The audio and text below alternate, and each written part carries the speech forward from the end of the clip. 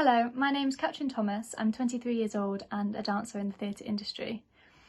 When I was first approached to make this video, I felt so honoured but incredibly nervous. I was overthinking everything that I thought I was going to say or wanted to say, and I was doubting my right to even discuss these issues. I grew up in a predominantly white community with very little exposure to people of colour and of all ethnicities throughout my life, even through school and things like that. So therefore I don't have any personal direct experience of racism or prejudice. And I thought to myself, what is the best thing for me as a young white female to discuss that's of real importance?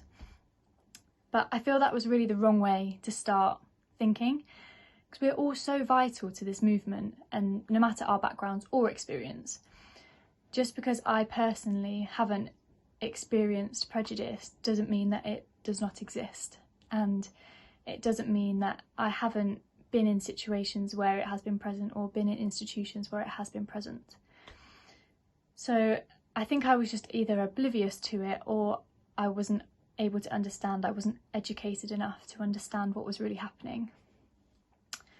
I think a good example of this is one that's been discussed before, but it really resonated with me. So throughout my dance training, doing exams or competing, I do not recall being exposed to a black adjudicator or an examiner, and being in a field that's predominantly females, I don't remember seeing a black male adjudicator.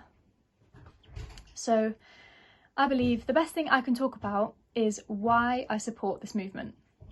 How my eyes have been opened over the recent months to real issues happening not just in our industry but across the wider society.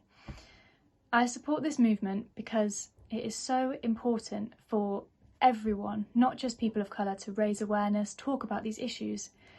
We all need to come together to listen, to learn, to make positive changes. We're so much stronger when we fight together. And if you don't support this movement, I invite you to question why.